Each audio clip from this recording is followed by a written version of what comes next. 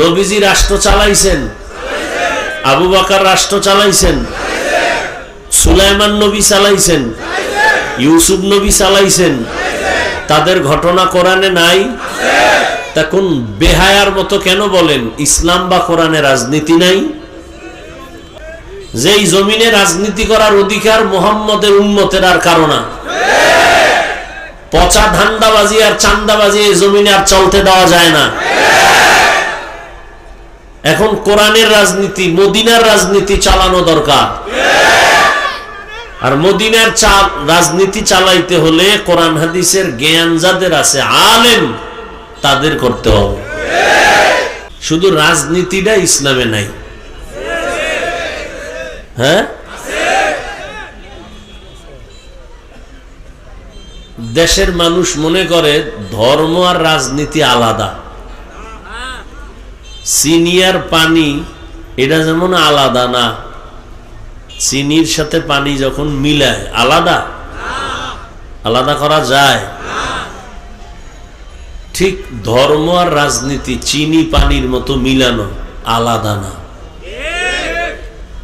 হুজুরেরা রাজনীতি না করার কারণে মানুষ মনে করে এটা আলাদা, করার কারণে কিছু মানুষের জেহেন খুলছে কি।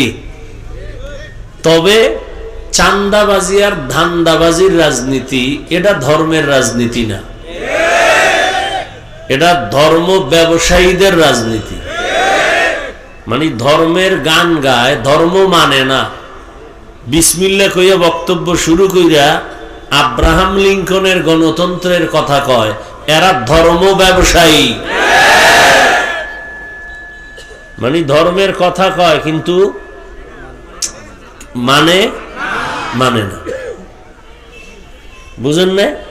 ব্যবহার করে ধর্মের স্টাইল, কথা কয় গণতন্ত্রের। এরা ধর্ম পালন করে না ধর্ম ব্যবহার করে? ধর্ম ব্যবহার করে, পালন করে না। এরা ধর্ম। মসজিদ ভালো জায়গা না? কথা বলেন না কেন? হেনে উঠা দুনিয়ার গণতন্ত্রের জন্য ভোট চাওয়া এটা উচিত? সব চলবে, হুজুরগো কিছু চলবে না। হ্যাঁ, কথা বুঝেন না? সবাই ভোট চাইব, নৌকায় দাও, ধানে দাও, এইতে দাও, সেইতে দাও। ইমাম সাহেব কিছু না থাক, কিছু বললে ঝামেলা। কেন? ওই মানুষ মনে করে ধর্ম আর রাজনীতি আলাদা। হুজুর বয়ান করেন, রাজনীতি করবেন না বলে না? তা প্রধান অতিথি এরা কি করে গেলেন? রাজনীতি করছেন না? কথা বলেন না কেন? আসলে কি এই স্টেজ রাজনীতির স্টেজ? এটা আখেরাতের মানুষের আখেরাত মুখী করার আমলের বয়ান, কান্নার বয়ানের স্টেজ। এখন দুনিয়াওয়ালারা সব করতে পারবে, আমরা যদি দুই একটা কথা বলি বলে হুজুরে ভালো বয়ান করবে, রাজনীতি শুরু করছে। বুঝাইতে হবে আপনার জেহেন নষ্ট হয়ে গেছে, আপনার জেহেন নষ্ট, নষ্ট জেহেনকে পরিশুদ্ধ করতে হবে। যেই জমিনে রাজনীতি করার অধিকার মুহাম্মদের উম্মতের আর কারো না। পচা ধান্দাবাজি আর চান্দাবাজি এই জমিনে আর চলতে দেওয়া যায় না। এখন কোরআনের রাজনীতি, মদিনার রাজনীতি চালানো দরকার। আর মদিনার রাজনীতি চালাইতে হলে কোরআন হাদিসের জ্ঞান যাদের আছে, আলেম, তাদের করতে হবে। মাথা গরম হয়ে যেতেছে না? ওয়াজ হুনমু, এটা আবার কোন ওয়াজ? সুলাইমান বিলকিসের ঘটনা আসেনি? নবীজি রাষ্ট্র চালাইছেন, আবু বকর রাষ্ট্র চালাইছেন, সুলাইমান নবী চালাইছেন, ইউসুফ নবী চালাইছেন, তাদের ঘটনা কোরআনে নাই? তখন বেহায়ার মতো কেন বলেন ইসলাম বা কোরআনে রাজনীতি নাই? আপনার লজ্জা কোথায়? আপনি কিসের মুসলমান? ধান্দাবাজি চান্দাবাজি করতে করতে দিমাগ নষ্ট হয়ে গেছে। আল্লাহ হেদায়েত দান করুন। আপনি কুফরি মতবাদের কথা বলবেন আর আমরা আল্লাহর দ্বীনের কথা বলবো, এতে সমস্যা। হ্যাঁ, তো ইবাদত, রাজনীতি করাও কি ইবাদত। কার আদর্শ মতে? রসুলের আদর্শ। রসুল রাজনীতি করে দেখাইছেন কোন ভাবে রাজনীতি করলে দেশ শান্ত থাকবে, মানুষ শান্তিতে থাকবে। নবী প্র্যাকটিক্যাল রাজনীতি করে দেখায় গেছে। এই দুনিয়ার ধান্দাবাজেরাও জানে ইসলামই সঠিক সমাধান দেয়, সবাই মনে মনে ভাবে, মানে না কেন? মানলে ওগো চুরি আর দুর্নীতি করতে পারবে না। আল্লাহ হেদায়াত দান করুন। এজন্য নবীর আদর্শ আর কারো আদর্শ মানা যাবে না, হারাম। নবী আদর্শ দিয়েছেন কেমন পারফেক্ট, কিয়ামত পর্যন্ত আদর্শ চলবে, এর মধ্যে কোনো কারো থেকে ধার করা লাগবে না, সংশোধনী আনতে হবে না। আল্লাহ এভাবে তৈরি করে দিছেন। সব বিষয়ের সমাধান ইসলামে আছে না নাই? নবীর আদর্শ থেকে নাও। দেখেন তো, নবীর আদর্শের মধ্যে নখ কাটার নিয়ম আছে? সত্যটা বলেন। চুল কেমনে রাখবেন, কাটবেন, নিয়ম আছে?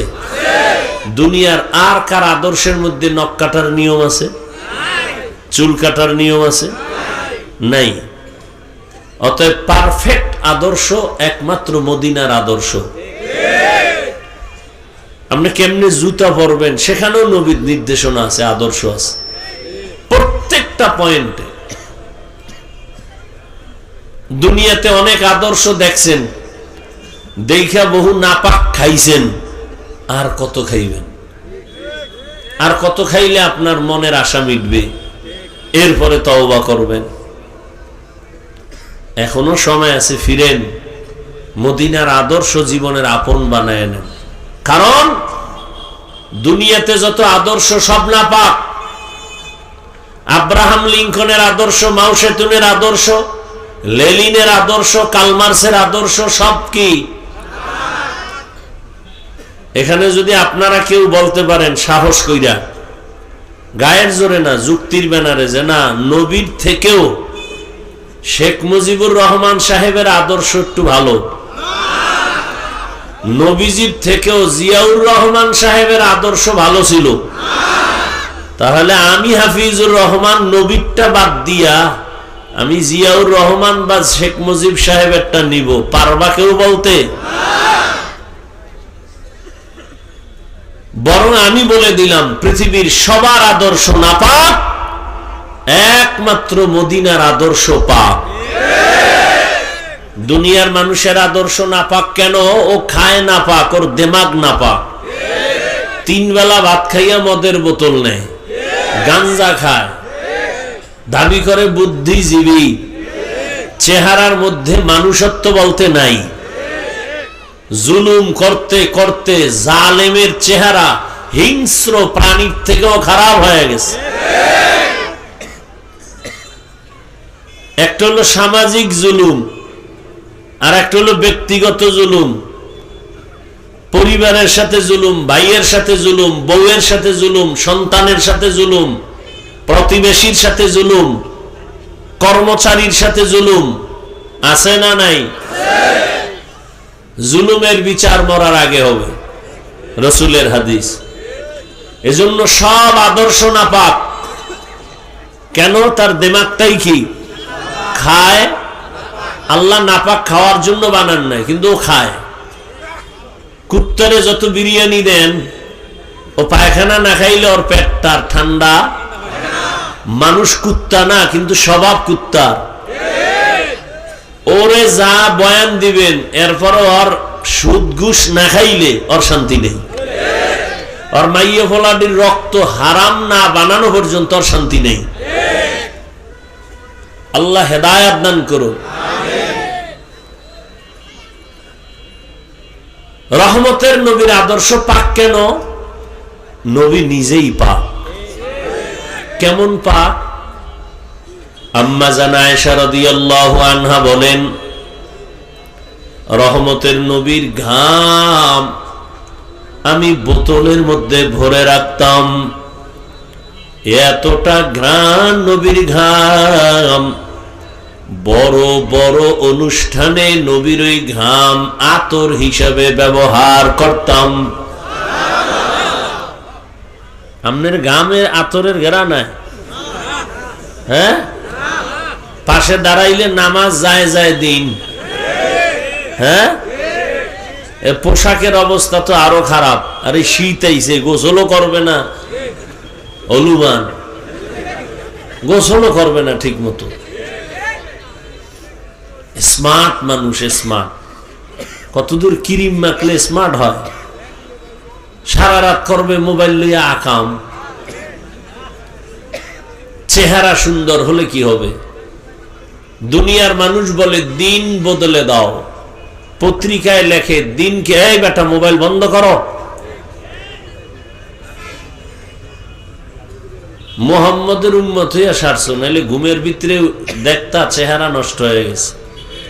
শুধু মোহাম্মদের উম্মত হইয়া সারছো, যে আকাম চলে।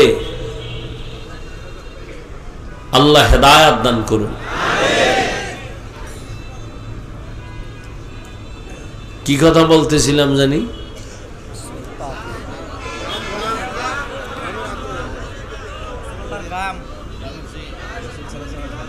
যেটা আপনাদেরকে বুঝাইতে চাইলাম যে ঠিক মতো গোসল নাই, পরিচ্ছন্ন পোশাক নাই, অথচ এই ছোট্ট এক টুকরা হাদিস তাও অনেকে জানে। আত্মহুরু শাত্রুল, পবিত্রতা ইমানের অংশ।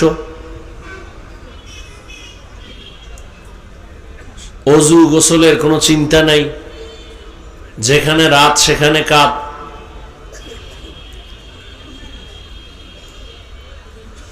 এজন্য রসুলের আদর্শ পবিত্র, কারণ রসুল আমার নিজে পবিত্র। জীবনে একটা মিথ্যা কথা 63 বছরে নবী বলেন নাই। তোমাকে একজন নেতার নাম কও যে মিছা কয় না। কয় না মানি ঘরের ভিতরে মোবাইল লইয়া বইয়া জিগায় আপনি কই আছেন? আমি জমিনেই নেই। এলো নেতা। অযুবক বাবা, কার পেছনে দৌড়াইয়া দাড়ি কাটছো? কি পাওয়ার আশায় নামাজ ছাড়ছো? আকল তোমার এত নষ্ট হলো কেন? মহামারী করোনায় কে কার খবর নিল? ব্যবসা বন্ধ, চাকরি বন্ধ, ট্রেন বন্ধ, ফ্যাক্টরি বন্ধ, স্কুল বন্ধ, কলেজ বন্ধ। হিসাবটা ভুলে যাও না। ওই সময় কঠিন সময়, গোটা দুনিয়া কঠিন। সেই সময় কোরআনের মাদ্রাসা বন্ধ হয় নাই, কোন হুজুর ভিক্ষা করে নাই। তুমি 3টা মাস্ক লাগায় বসে আছিলা, মরবা না করোনা। আর শত করোনার লাশ এদেশের হুজুর আলেমরা কাঁধে নিছেন, গোসল করাইছেন, কাফন পরায়া, জানাজা পরায়া কবরে রাখছেন। একজন হুজুরও মরে নাই করোনাই। আর তুমি 3টা লাগাইছো মাস্ক, মরবা না।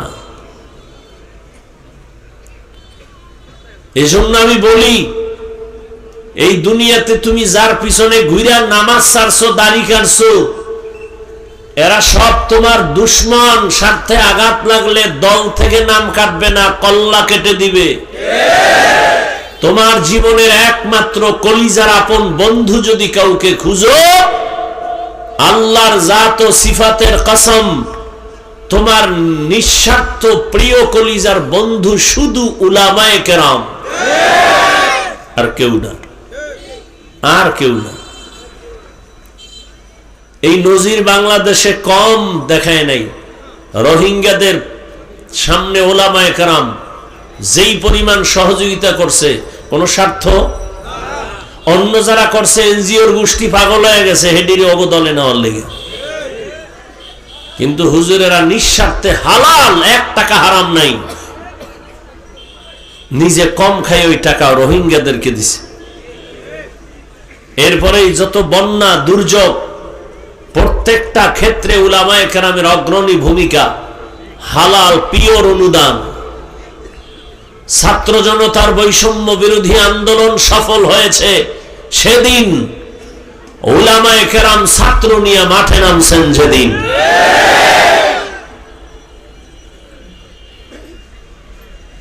গাদ্দারি করার একটা সীমা থাকা উচিত।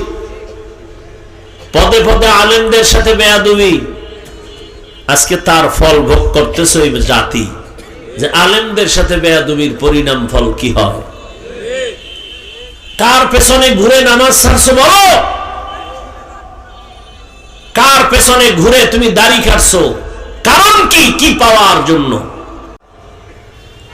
কিন্তু তাদের জন্য বড় আফসোস, বড় দুঃখ, অন্তরে অনেক কষ্ট, যে মুসলমান নামাজ পড়ে না, টুপি পরে না, দাড়ি রাখে না, পর্দা করে না, এজন্য কোনো আলেম তাকে গালি দেয়? তাবলিগলারা গালি দেয়? পীর সাহেবরা দেয়? দেয় না। এর পরেও সেই ব্যক্তিটা যদি বলে নামাজ পড়ে না, এমনি দাড়িও রাখে না, পর্দাও করে না, টুপিও পরে না, খুব খেয়াল করেন, সেই লোকটা উল্টা অহংকার ভাব নিয়ে বলে টুপি না পরলে অসুবিধা কি, দাড়ি না রাখলে অসুবিধা কি, নামাজ না পড়লে অসুবিধা কি। এর যদি কোনো মুসলমান এই কথা বলে, এর মতো কুলাঙ্গার বেয়াদব এই দুনিয়াতে আর কেউ থাকতে পারে না। এ পৃথিবীর নিকৃষ্ট বেয়াদব। আপনি দাড়ি রাখেন না, কেউ তো গালি দেয় না, তা আপনার অন্তরটা কেমন হতে হবে? আপনি একটা অপরাধ করেন, আপনার অন্তর থাকতে হবে যে না, আমি অন্যায় করতেছি, এটা ঠিক না। কোনো ভালো মানুষ পাইলে দোয়া চাওয়া, যে ইনশাআল্লাহ আমি চেষ্টা করব, দোয়া চাই, এটা তো একটা মুসলমানের কথা। আর যদি বলে না রাখলে অসুবিধা কি, তো এটা মুসলমান তো দূরের কথা, মানুষ নামের কুলাঙ্গার। আল্লাহ হেদায়াত দান করুন।